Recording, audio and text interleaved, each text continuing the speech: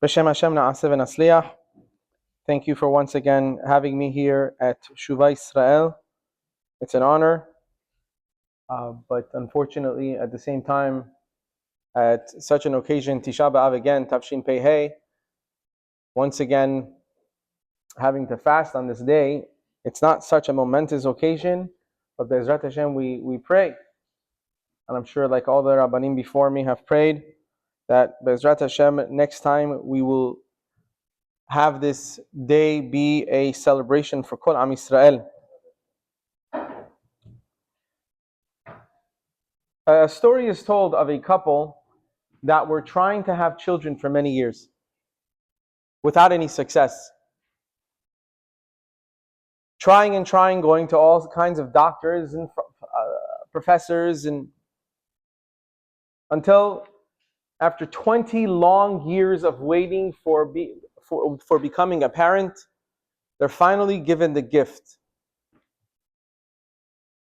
And she's about to be a mother.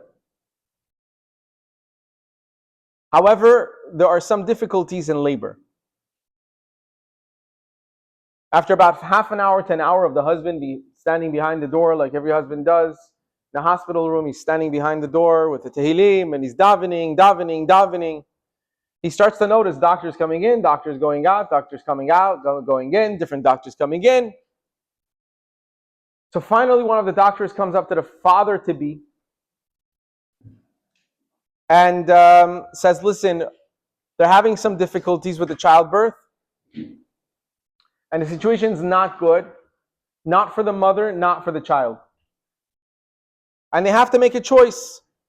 And it has to be either the child or the mother. One or the other. Both cannot be saved. What do you want to do? Lo alenu, no one should be put into such a position. He looks at the doctors and says, I don't know. I have no idea. What are you asking me right now? How could this be even happening? They go, listen, we don't have time for this. Like, we've tried everything. So he says, let me call my Rav. He says, you don't have time to call a Rav. We need to make a decision now. He says, you know what? Ask her. It's her life. So they go into the labor room and they explain to her what's happening. And without even thinking for a second, she says to the husband, it's okay. She wants her child to survive. She doesn't want to live. And they cry. The husband says, how could you? She says, listen, she didn't even have the breath to speak. She says, but I have one thing I ask of you. I want you to watch over this child, raise them well in Torah, mitzvot, ma'asim tovim, and I want you to always tell him the sacrifice that I made for him. I don't want him to ever forget what had to happen for him to come into this world. A loss of life. Someone had to give their life for him to have his life in this world. So you promise me that he will never forget the sacrifice that I made. And he promises, he has to be escorted out in tears. Baby's born, healthy. Unfortunately, the mother doesn't make it. So imagine in such a simcha, they're having a brit milah, and at the same time, the father's still in avel, and it's a very uncomfortable position. Years pass, and the boy, as promised, is being raised in Torah mitzvot. He goes to, yeshiva ketana. He learns well. He has a good head. He's doing well. Everyone's proud of him. The whole family's proud of him. The father's proud of him. He's done everything in his power to make sure he raises the child according to the Torah. Finally comes the day of the bar mitzvah. Father comes to his son and says, son, today is your bar mitzvah. But at the same time, it's your mother's yahrzeit. You know what your mother had to do for you to live, for you to be here today. She had to give the ultimate sacrifice. So today, when you finally tonight become bar mitzvah, and they give you tefillah of arvit to daven for the first time as a bar mitzvah boy, I want you to say that Kaddish with all your heart. I want you to say that Kaddish for your mother like you really mean it. Because she was the one who had to give the ultimate sacrifice for you. It is now your turn to give back, to build those zechuyot. Say that Kaddish like you really mean it. Says, okay, Dad. Comes Arvit time. First Kaddish. And he mumbles his way through it. And his father is so disappointed. He's so hurt. All of this 13 long years I've been telling him about his mother and what sacrifice she made for him. And I ask him for one thing. This Kaddish means everything. And he goes up to his son and he says, what did you do? I asked you for one thing. You had one Kaddish. I asked you to do this Kaddish for your mother, your first Kaddish ever. Ever for your mother. On the day of your Bar Mitzvah, which is your mother's yahrzeit. Why did you do it like that? He says, Abba, what do you want from me? I don't know my mother. What do I know about my mother? I never met her. I never spoke to her. The only thing I know about her is a tombstone that once in a while you take me to visit. It's a stone. I know nothing about my mother. How do you want me to connect to my mother and actually have any emotions? I don't have it. I can't fake it. I know nothing about her. What do you want?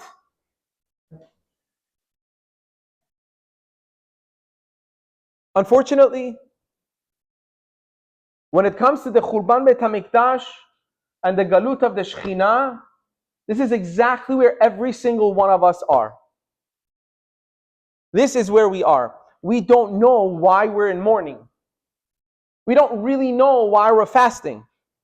We don't really know why we have to suffer or even show any emotion towards this day other than the fact that we're starving and we're thirsty. That's the only emotion we can show. But do we really, really feel the pain of the Shekhinah? Do we really feel the pain of the destruction? No, we can't relate to it because we have no connection to it. Or at least that's how we feel. We weren't there. What is it after all? All we have to relate to is a bunch of stones. Once in a while, when we travel to Eretz Israel, we go to the Kotel HaMa'aravi. That's all we have to relate to. This is a wall, one of the walls. I don't know which one. They call it the Western Wall. I don't know a part of what part of the wall, how tall it really was. Oh, look, it goes really far down. It was a really big wall. But that's it. Unfortunately, that's all the connection we have. And does that really do anything to us? Do we really miss anything? Do we really feel like we're missing anything in life? No. We have to be honest about it. We don't. What do we feel like we're missing? Is it our leased cars that we renew every 2-3 years that make us miss the glory of the Beit HaMikdash? Is it our luxurious homes? Is it our wonderful clothing that we have on our backs? Or is it the 40, 50 glatt kosher restaurants that we have on one block that makes us miss the Beit HaMikdash? Which is it? So how do we relate? How are we supposed to really come up with the emotion to relate to such a catastrophe in Jewish history where we're supposed to be crying? We're supposed to be feeling the pain. How do we do that? How do we really bring that emotion?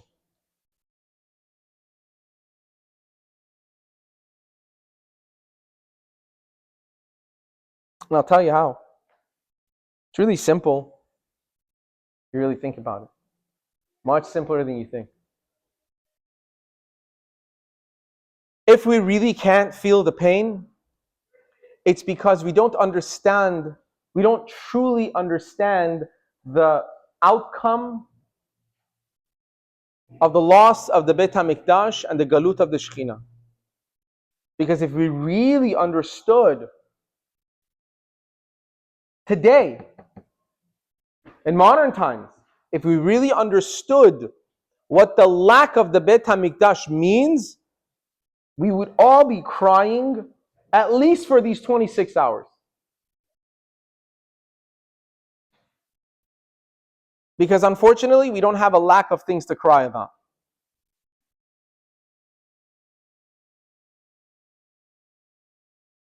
It used to be that we could talk about the Holocaust. It used to be, in order to bring people to relate to the pain of Am Yisrael, the stories of the Holocaust were the go-tos. Look at what Am Yisrael has been through.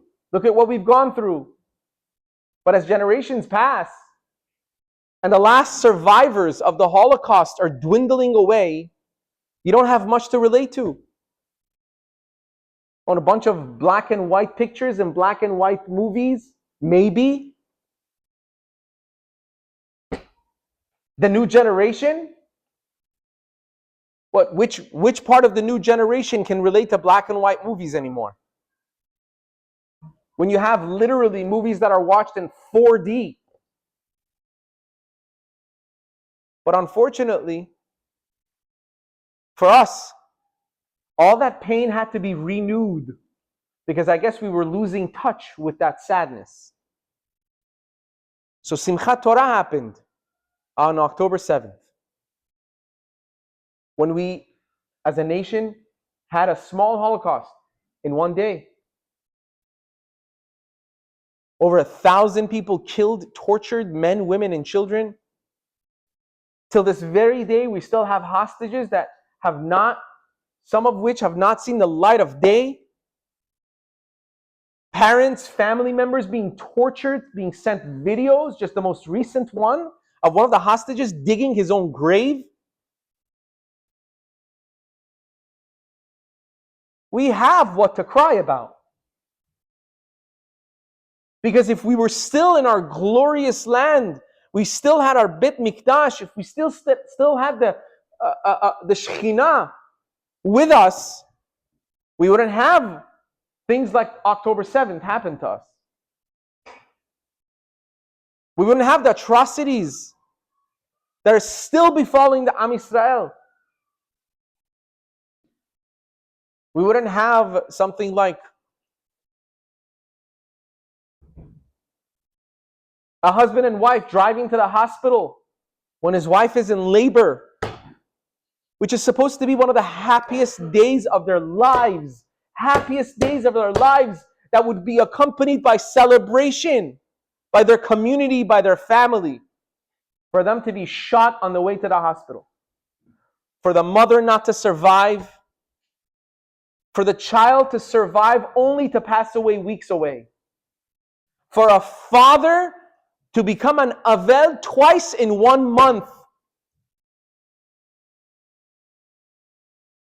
Would that have happened if Am Yisrael was where it was supposed to be? Absolutely not. That is what we are supposed to cry about. That's where what we're supposed to really be thinking about. Yes, we can't relate to the Beit HaMikdash. We didn't see it. But look at what we're going through because of the lack of the Beit HaMikdash. If we were not in exile, this wouldn't be happening. If we were not in exile, people didn't have to make mock-ups of New York Times and put the picture of the hostage digging his own grave and saying, this should have been the first page of the New York Times. But sadly, it isn't. And it's true, it's not. Because nobody cares. Nobody cares. Russia has been at war for 3 years. No riots. Hundreds of thousands of people killed. No riots. Syria, no riots. Afghanistan, no riots. Israel goes to get back its hostages home. Oh! The entire world becomes humanitarians. The entire world. It needs to stop. The atrocities need to stop. That should make us cry. That is the lack of the Shekhinah. That's HaKadosh Baruch Hu saying, it's me. You're never gonna be right. No matter what you do, you are to blame. Everyone's gonna blame you. You know why? Because I'm not with you. Because the Shekhinah has left. Because you don't have the Beit HaMikdash. You're not your own man. You're not your own nation anymore. That's what we're missing. But we fool ourselves. We get into our Teslas. We get into our nice cars. We wait for that lease to finish so we can get the new one. We go into our homes, remodeling our homes. All the things that we wrap our heads around with make us feel like everything is okay. And then Tisha B'Av comes, and like, oh, okay. Let me wipe a tear. You know, my son this year said something that really hit me hard. The week before Tisha B'Av. Really true. We were talking about Tisha B'Av and the times and what time the fast starts. And he just said, I hate Tisha B'Av. And you know, as a parent, your first reaction always to a child is, we don't hate what, like one of the minhagim of. But instantly I caught myself and I said, good. You're supposed to. That's the point. Chazak Baruch, you got the point. You're supposed to hate Tisha B'Av. You're supposed to despise it. You're not supposed to like it. It needs to hurt. You need to say, die. You need to say, it's enough. I don't want Tisha B'Av the way it is now. You need to hate it. But you need to hate it enough where it hurts so much that you feel, you understand what's missing and why you hate it.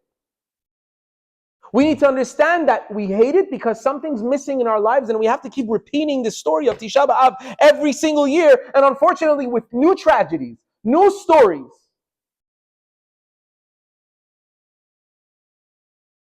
I never forget, I was, I think, 19 years old, 20 years old maybe. There was an elderly gentleman, one of the eldest of the community. I think he passed away, I think at maybe 100, 102. He was very old. And I remember Tisha B'Av, he was fasting. He was B'ta'anit, and I used to try to give him a ride. Whenever I was in Bet Knesset, I was trying to give him a ride. And as as it goes, that usually you give brachot to people after a fast, kabul bashe, tekubal beratzon. So I said to him, Ad 120 Bezrat Hashem, you should be able to be strong. He cut me off. He's like, I don't want it. I don't want to Ad 120, keep fasting these tanitot. I don't want it. He didn't want to be here for it. And it really touched me. It reminded me of my grandfather, Rav Shalom. I still remember when it came to this time, I was just a child. Oh my gosh. He absolutely hated Tisha B'Av. He dreaded it from a month before. Like, oh. And they celebrated. I mean, they were Tisha B'Av for them. I think I've said this before. Tisha B'Av for them was Tisha B'Av. It wasn't Nikes, comfortable clothes. It was no shoes in streets that were not paved. That was Tisha B'Av. That was really feeling the pain. That was while you were walking the streets and being mocked by Muslims and your friendly neighbors, being beaten while mourning the Beit HaMikdash. And they knew the pain. They knew why they're crying. They knew why they're fasting, and they also hated it. We hate it, unfortunately, because we're hungry. We have to hate it because we understand what it means, what it stands for, and it's painful for us. That's why we should hate it. I'm talking about myself. I hate Tisha B'Av. But if I'm being very honest with myself, I think it's the avira of Tisha B'Av, the sadness. Like you have to now you can't go on vacations, now you can't travel, you have to be careful, it's dangerous, this, that whole negativity that surrounds Tisha B'Av bothers me so much. But maybe, I think this year, maybe, when I sat down and I really thought about it, I needed to redirect my emotions. To really feel like, okay, what do I hate about Tisha B'Av? maybe I'm hating on the wrong things here. Maybe it's just because of the discomfort that I'm unhappy, and it shouldn't be. The discomfort is a means to an actual goal. What is that goal? What am I supposed to hate? I'm supposed to hate the fact that we're alone. I'm supposed to hate the fact that the Shekhinah is missing. I'm supposed to hate the fact that instead of an entire Beit HaMikdash, we're happy with a wall.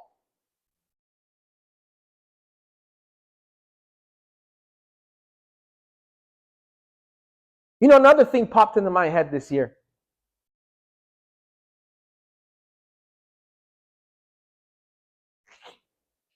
You know, we always talk about the different minhagim, Ashkenazim, Sephardim, Hasidim, and we poke fun at it.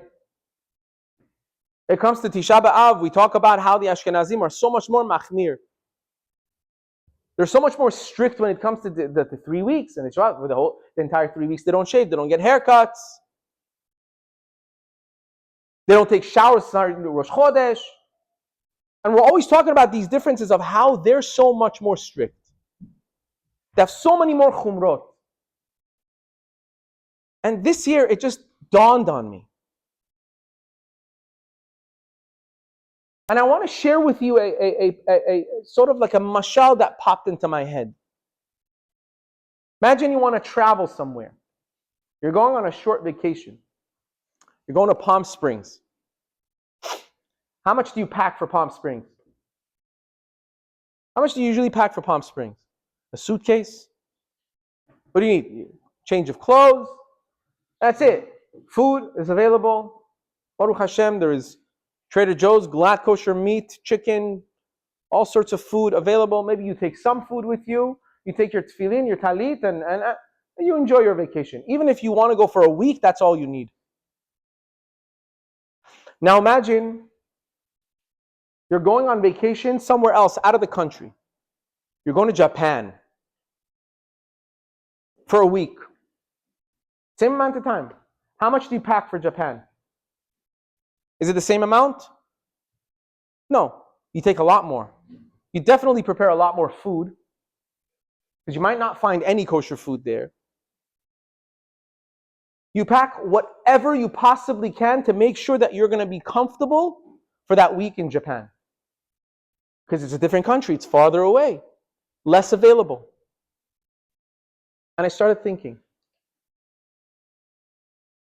all of our minhagim, all of our chumrot in our religion are a cause and effect. They're all caused because of our exile. And the farther away our nation was from the exile, because of the exile, the more chumrot, more stringencies, and more minhagim they had. The Ashkenazim, Rahman al-Litzlan, Bar Minan, they were sent to the Western world much farther away from Sephardic Jews that had to be in Iran, Bavel, Baghdad, which was literally neighbors with Eretz Israel. They had to be sent far, far away. So when you're that far away, you need a lot more to keep you remembering who you really are. So yes, when you're in Europe, when you're in the United States of America, in exile over there, yes, you need more boundaries to keep you in place, because you have to pack more. You're farther away from that Kedusha. You need those chumrot. Yes, you don't get a haircut and shave for 3 weeks. Why? Because you'll need that 3 weeks to remind you you're missing something. When you're in Iran, Baghdad, you're still in the same neighborhood. So being in that same neighborhood, you've packed lighter with chumrot. You've packed lighter with your minhagim. Because you still have what to remember, reminisce. You still have your friendly neighbors around you that show you how loving you are. How much love you have from your friendly neighbors. Constantly. So over there, you pack lighter, let's say. But at the same time, there's also all sorts of minhagim that we have. I'm telling you, we just sit down and think about all the rules and regulations Am Yisrael had to go through because of the destruction of the Beit HaMikdash, that in itself would make Moshiach come sooner. How we have to wait between meat and milk, and then chicken got added to it. Yeah, it makes you upset. Now I have a new thing for kids. I have all these youngsters that always argue with me, but the Torah doesn't say chicken. Chicken doesn't give birth. Why should we separate between chicken and milk? You're really upset about not having a chicken cheeseburger? Good. Be upset. Pray for Moshiach to come.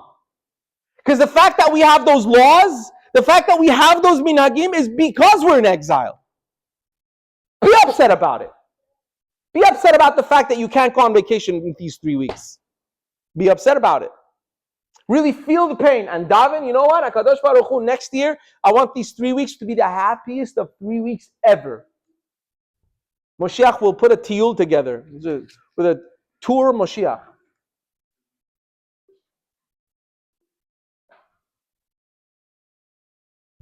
There was a story of during the Second Temple period, when the Romans, Yemach Shemam V'Zichram, destroyed the Beit HaMikdash. Sometimes when you see how smart our enemies were, it surprises you. The soldiers and generals didn't want to go into the Beit HaMikdash. They were too afraid. These weren't stupid people. They understood what they're fighting against here. Okay, they understood we won, but listen, we're not going to risk our lives more than that. They didn't want to go into the Beit HaMikdash. So they start announcing that they're going to, anybody from the Jews that is willing to go into the Beit HaMikdash will allow him to keep whatever he comes out with. It's his.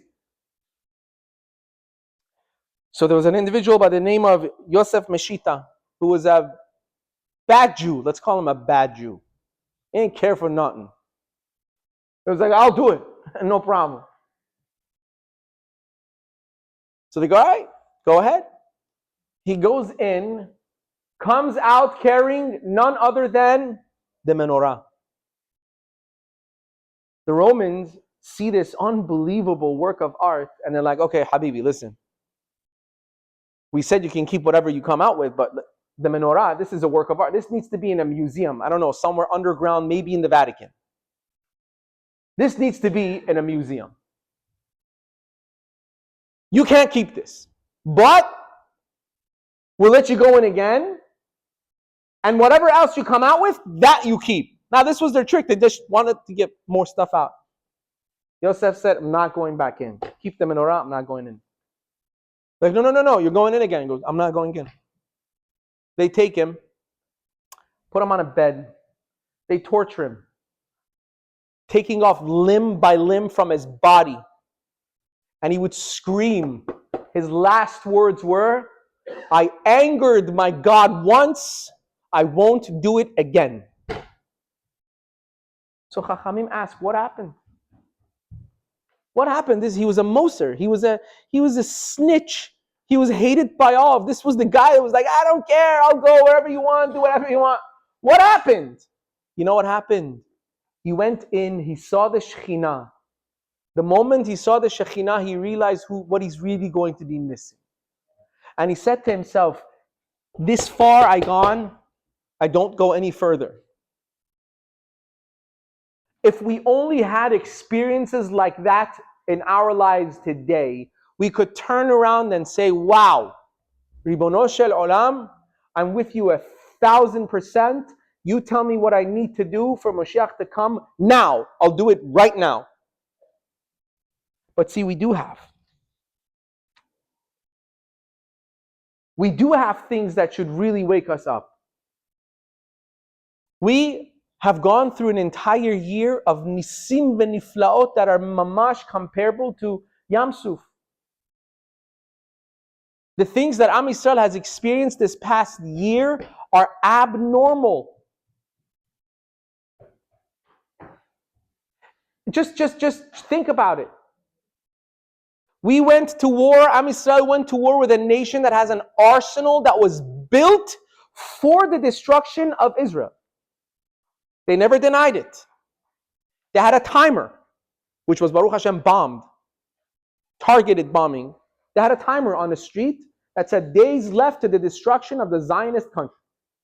You saw the timer, right? With red, Yemach Shemam V'Zichram.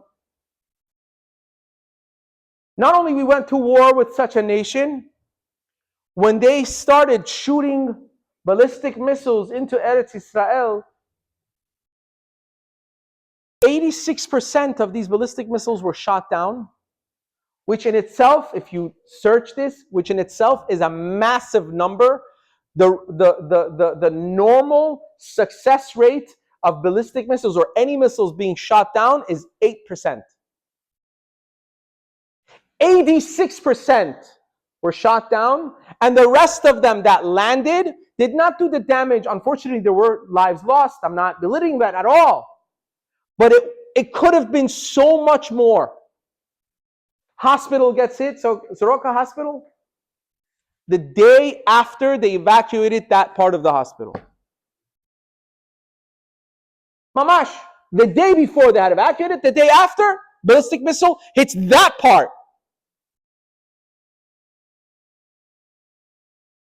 That's not Kriyat Yam Suf. That's incredible. I'm telling you, I've said this so many times. Moshiach will come Be'ezrat Hashem in our time. Be'ezrat Hashem, Amen Keni Ratzon. And when he does, we're going to have a Megillah. And guaranteed this is going to be written in that Megillah. And when we read that Megillah, everyone's going to say, I didn't realize what a huge miracle it was. You think the Persians in Paras, when the Megillah was written, and they were living in that story, they kept looking back and going, whoa, Esther was just chosen as the queen? This means God is... No. They thought it's politics, just like now. They thought it's chance, just like we do now. Until the Megillah was written way after, and then they look back and they go, look how HaKadosh Baruch Hu worked there. So where he kills his own wife, Esther becomes the queen, because Haman is planning to kill his... Hey! So when we see these Nisim and Niflaot happening in our times, that is what's supposed to inspire us and say, I've seen the Shekhinah. I've seen HaKadosh Baruch Hu's glory, and I want more of it. And the next time we say, I hate Tisha B'Av, we really need to mean it. Because Hashem, I've seen your hidden Shekhinah. I've seen what you can do behind closed doors. 86% ballistic missiles are shot down, and hospitals that are empty are being hit, and people are saved all over the place. I've seen what you do for Am Yisrael behind closed doors. I want to see your Shekhinah clearly in the Beit HaMikdash, on Har HaBayit. Go watch the videos of what's going on at the Kotel HaMa'aravi when they open the Ta'anit tonight. Incredible. You watch it and you ask yourself, how could HaKadosh Baruch Hu not bring Mashiach right now? It's incredible to see Am Yisrael singing. Motzai Tisha B'Av singing Ani Ma'amin in unison. Thousands, still Ta'anit. And you watch that and you say to yourself, Ribono Shel Olam, where is he? He's probably dancing with them. It's incredible. We have so much kochot. Instead of wasting those kochot into stupidities of strife and lack of achdut, we can accomplish so much more. We could really say die. We could really say enough to all these tzarot. We could mamash bring Moshiach. And we have to believe that we can. But it first begins by recognizing the losses. We first begin by recognizing what we've lost. We've lost a lot. 1,957 years of holocausts, inquisitions, October 7th, name it, we've been through it. So we have to take all of that pain and say to HaKadosh Baruch Hu, I'm not upset about the ta'anit. I'm not upset about being hungry. I'm upset about the fact that we had to repeat this again because we don't know what we're missing. Because if we knew what we're missing, Tisha B'Av would not have repeated itself. Tisha B'Av will only stop being a ta'anit when all of Am Yisrael recognizes what we're really missing. How badly do we want it? And I'll end with this. If you really want to know, you really want to test yourself, ask yourself one question. If Moshiach comes right now and says, everyone pack up, we need to leave, how quickly would you pack? You don't need to answer any questions to anybody else. Sit at home, by yourself, really think. If Moshiach came and said, I'm here, pack up, we're leaving, what would be the first thought in your mind? Ooh, I just bought tickets for my vacation. What do I do with the miles?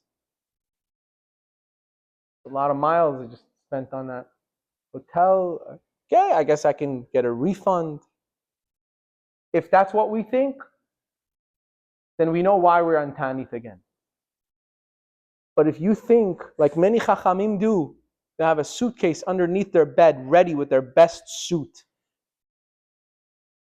If you think like that, you'll be the first at the door. That's where we need to bring ourselves to. Bezrat Hashem, next year, Shuvah Yisrael will really be Shuvah Yisrael. Hashivenu Hashem elecha v'nashuva. Baruch Adonai le'olam, amen v'amen.